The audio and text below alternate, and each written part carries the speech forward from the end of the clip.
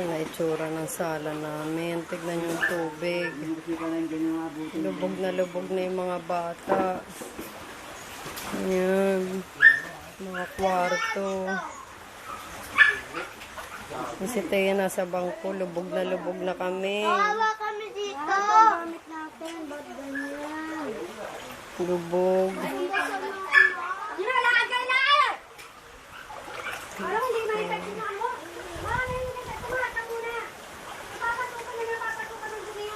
Ito na yung kwarto namin.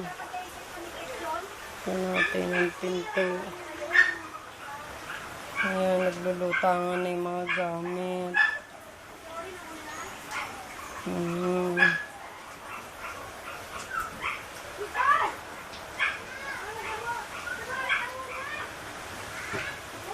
Wala na. Mga gamit namin. Yung TV namin. Yung aparador ko, pinasok na.